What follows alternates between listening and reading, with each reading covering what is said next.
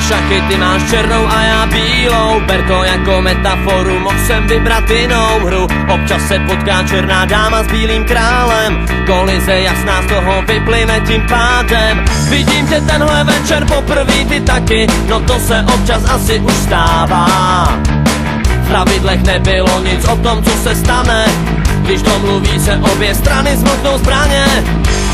No tak mám zájem o tvoje telefonní číslo, normálně zájem. Co kdyby nám to spolu vyšlo, pošlu ti zprávu tobě a tvýmu telefonu. No a pak dáme klasicky volný průběh tomu, co bude dál.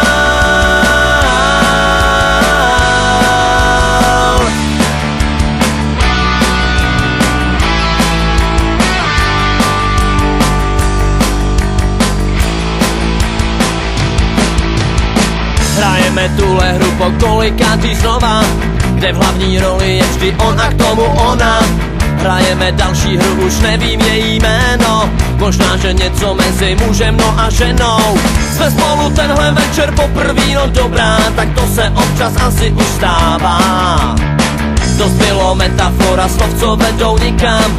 Jestli to slyšet chceš, tak vážně ti tu říkám. Mám zájem o tvoje telefonní číslo, normálně zájem. Co kdyby nám to spolu vyšlo, pošlu ti zprávu tobě a tvýmu telefonu.